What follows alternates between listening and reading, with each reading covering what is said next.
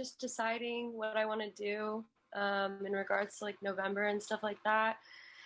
So that's been kind of a weight on my shoulders a little bit because I don't know if January would be waiting a little bit too long or if I want to go ahead and just apply with what I have. But so yeah, that's kind of been what's going on. And then personal statements, getting that stuff done. And obviously everybody has like, oh, I'll just edit it for you. You don't even, also just in regards to like the LSAT, I think that because I've been studying for it for a while, I think that I always just kind of imagined that I was going to take it in person. And I feel like I've kind of realized that I'm better taking tests, like going somewhere and taking the test. I feel like the whole at home thing just doesn't feel as real. But with the LSAT, I feel like it's been a lot of just figuring out what works for me and trying to become a faster reader, sub-vocalization, The Economist, all of that. So yeah, so it's a little bit of everything. Sure. Glad to help. So first off, November versus January. I get a lot of questions about that lately. The good news is that January is totally fine. It's totally fine. If you're going into November in this final week and feeling like you're not where you want to be, if you feel like you have a lot greater potential with a bit more time, the additional 2 months can make a big difference. Yeah. So I would strongly recommend that you go for January instead if, as we're in this final week, you're just feeling like you're not where you want to be. Okay. It's okay. And should I go ahead and already apply with my last one? Because my last one's not like amazing, but it's not like horrible either. I would hold off because January you could do significantly better. You'd want them to consider you with that score, right? Yeah, that's true. Yeah, so I would hold off. You can get everything else ready in the meantime on the side as a break from your LSAT prep, work on the personal statement, any other essays you're going to submit. But don't hit submit until you get the January score back because you don't want them to consider you without that score. So you don't think that if I'm one of like the splitter people that it wouldn't be too big of a deal? Not a big deal at all. This cycle is a little bit weird in part due to COVID. January is perfectly fine. I wouldn't even say it's late anymore. I might have said that 6 months ago. I might have said that a year or two ago, but in my discussions with admissions folks, that's the latest. As I speak now in early November, this is the latest. January is totally fine. Okay, cool. Because I feel like that's just been something that I really wasn't sure about. I didn't want to hold off because I've already taken it twice. So I remembered you said if I took the November, that would be my 3. Yeah. And were those other 2 takes, when were those specifically? So I took the August, and that's when I had my proctor issue. And then I took the October. So the next one's going to be your third, your last one for this cycle. So I would recommend not taking November, definitely taking January. I feel even more strongly about that knowing the context. Okay. Perfect. So I'll probably go ahead and switch that because it's definitely because I think I'm on like the 10th to take it. And it's not that I feel like not ready. It's just more the fact that I want to make sure that I can get it as high as I possibly can.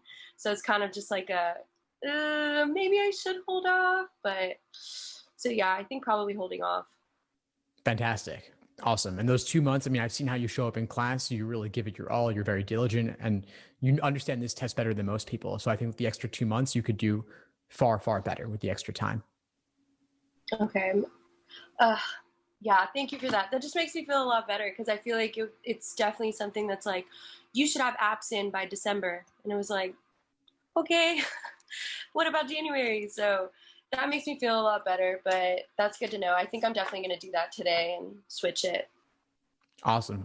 Fantastic. Now, you also said that you're thinking about the applications, the personal statement, and you're considering which route you want to go to work on that. Mm-hmm. What questions do you have for me around it? So, because I went to your workshop where we went through and we like looked at people's personal statements and we kind of picked like what was wrong with it. Well, not wrong with it, but what needed to be changed, what needed to be different, what we didn't like about it, what we liked about it.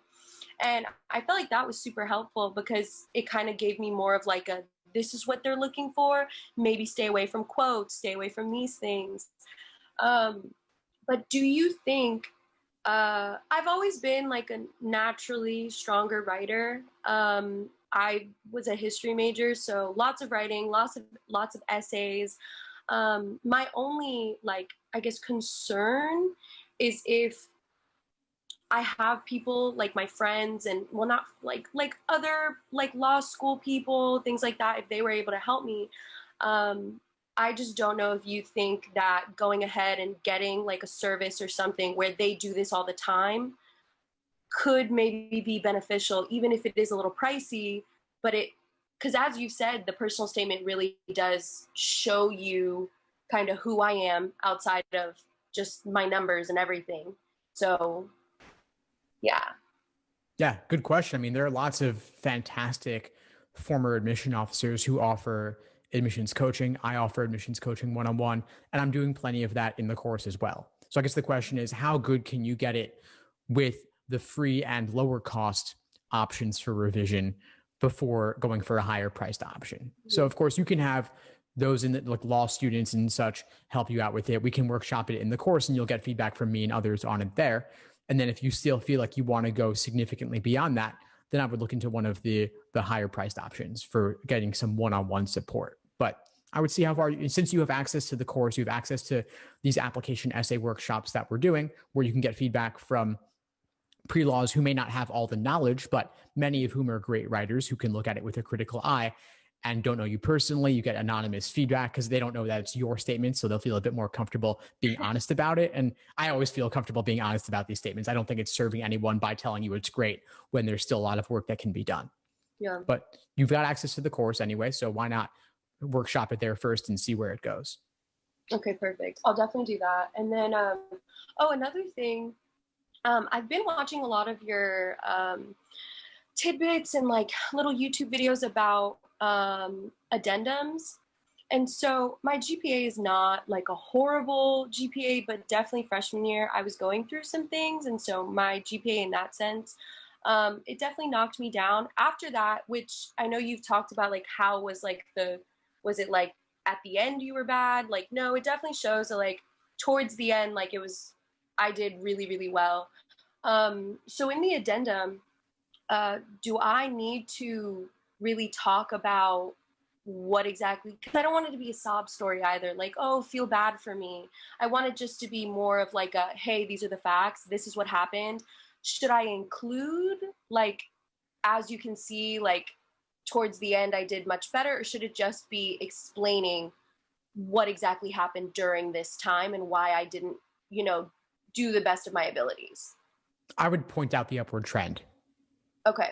Make it clear, make it obvious. They can, of course, they can look at your transcript, but don't make them do that work and that analysis. You can take just a quick sentence or two to point that out. So the before, after. While I had this issue going on freshman year, grades were lower.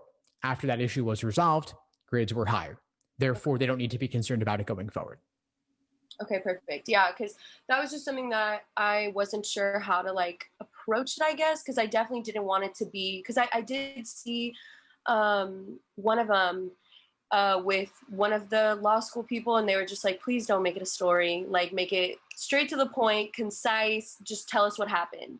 So I was like, okay, but do I need to tell you, like, hey, look, I'm doing a lot better now? So that was the only thing. But yeah, well, that doing a lot better now can still be a matter of fact, concise thing.